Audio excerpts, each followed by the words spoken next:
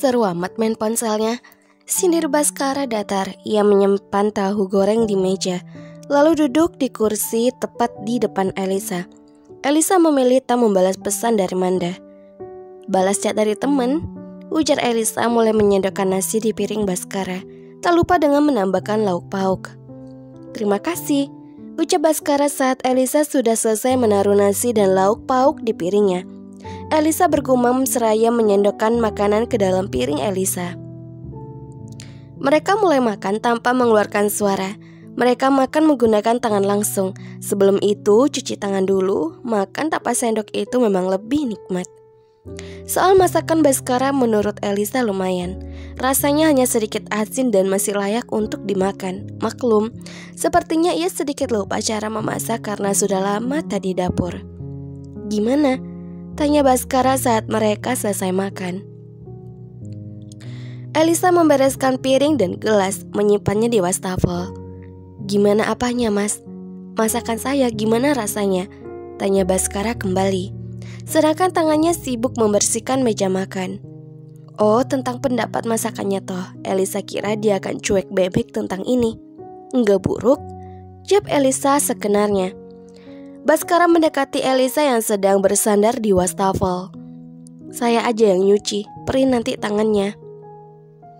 Tentu saja Elisa menolak, namun lagi-lagi dia menyoroti Elisa dengan tatapan tajam. Elisa memperhatikan Baskara yang sedang mencuci piring. Baskara sebenarnya definisi suami able, namun sayang sekali mereka tidak saling memiliki rasa. Elisa, lebih spesifik dong, rasanya gimana? Baskara masih aja menanyakan tentang itu. Elisa menghela nafas kasar. Jujur, tapi Mas jangan sakit hati. Baskara mengangguk. Iya, rasanya sedikit asin, ucap Elisa jujur. Tapi bisa dimakan kok. Buktinya tadi saya habisin. Begitu juga Mas ngabisin masakan tadi. Rasanya memang asin, jawabnya pelan. Elisa berdehem.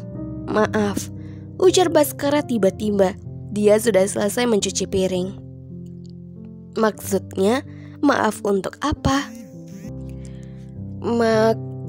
Maaf saya sedikit lupa cara memasak. Semenjak ada kamu, saya nyaris tidak pernah masak. Sebenarnya Elisa tidak memerlukan permintaan maaf darinya. Baskara sudah baik mau peduli dengan Elisa. Mas Baskara ini, jangan gitu dong, gue bisa baper nih. Batin Elisa paling bisa membuat Elisa terbang. Merasa dihargai dan diakui. Tapi apa ini memang sifat aslinya? Bukannya kata keluarga dan teman-temannya, dia itu orang yang punya rasa gengsi yang besar. Kenapa saya merasa sedikit takut? Takut patah hati untuk yang kedua kalinya, batin Baskara. Kemana kamu siang-siang begini? Tanya Baskara saat Elisa turun dari tangga. Baskara men-scam Elisa dari atas sampai bawah dengan mata yang menyebalkan. Elisa merasa risih dilihat begitu. Padahal pakaiannya itu tertutup menggunakan celana panjang biru tua lalu sweater biru muda. Saya mau ke rumah teman dulu, boleh ya? Tanya Elisa meminta izin seraya berjalan mendekatinya. Teman yang mana? Cowok yang mana lagi? Tanyanya sinis. Baskara seperti menuduh Elisa akan selingkuh. Padahal teman Elisa itu banyak, hanya tidak dekat. Baskara yang suuzon kalau Elisa bakalan ketemu sama cowok. Astagfirullah, jangan suuzon dulu atuh, ucap Elisa kesal. Lalu, mau jenguk Kila, dia lagi sakit, kasihan di rumahnya gak ada temen, saya khawatir. Elisa memberikan alasan keluar rumah hari ini. Semoga suami Elisa ini mengizinkan. Saya juga di rumah sendiri, kalau kamu pergi, kamu gak kasihan tuh, gak khawatir juga, ujarnya dengan nada lempeng. Sampai Elisa ingin menampol muka datarnya, tapi Elisa tahan karena itu dosa. Buat apa kasihan pada Mas Baskara? Bukannya dia sudah terbiasa sendiri ya?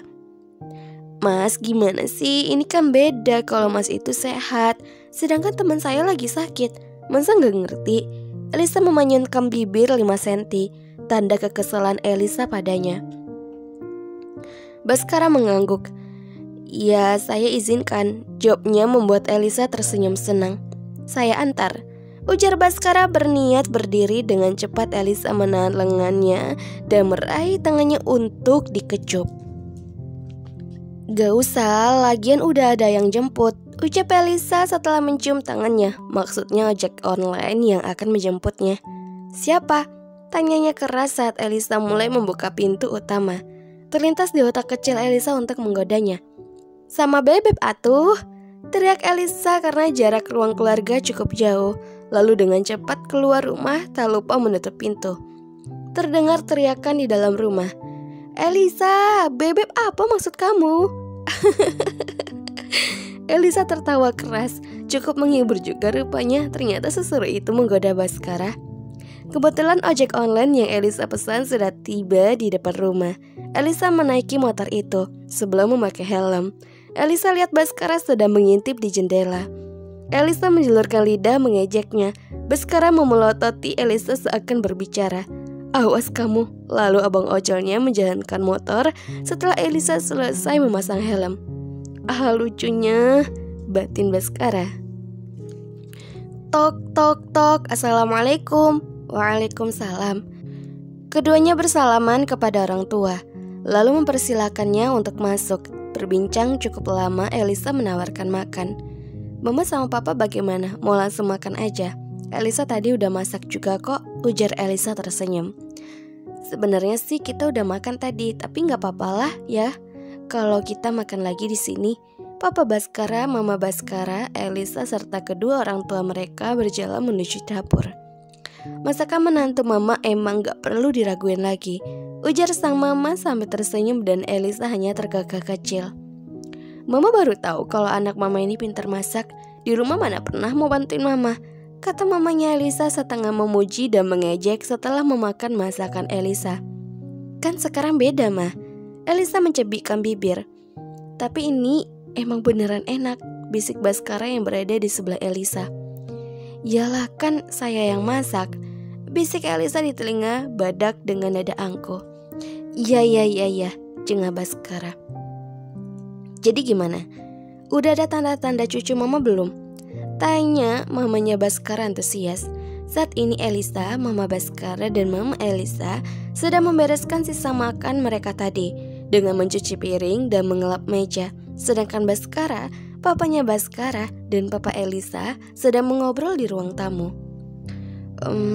Gumam Mama Elisa seakan meminta jawaban. Iya, amin, insya Allah doain aja ya Ma, ucap Elisa gugup. Pasti Mama sama Papa bakal selalu mendoakan, ujar sang mamanya Elisa. Oh iya, memangnya Elisa sama Baskara gak ada tanda-tanda mau honeymoon atau liburan? Selama menikah kalian belum berlibur loh. Kayaknya Mas Baskara lagi sibuk banget sama kerjaannya. Terus Elisa juga sibuk kuliah. Apalagi nanti Elisa sibuk sama skripsian. Liburan itu belum ada rencananya sih. Jelas Elisa dirinya kaku saat berbicara tentang honeymoon. Ya, kalau kalian sama-sama sibuk, kita lebih lama dong nimang cucunya. Sang mama setengah cemberut membuat Elisa tersenyum. Mama sama papa kenapa cucu terus sih? Produksinya aja gak tahu kapan. Dan mental ini belum siap, batin Elisa berseru. Mana mungkin lah berani bilang langsung. Sang mama tersenyum sambil memegang pundak Elisa. Ia menatap Elisa dengan lembut lalu berujar, yang penting kamu mengerti cara melayani dan mengurus suami kamu yang baik ya nak. Mama tunggu kabar baik ya sayang. Halo noveler semuanya, jangan kemana-mana, tetap di channel Mimin, channel Fevitaloka. Jangan lupa subscribe, like, dan komen karena dukungan kalian adalah semangat Mimin untuk upload setiap harinya. Ayo dong kembali lagi di channelnya Mimin biar Mimin makin semangat untuk uploadnya. Ketemu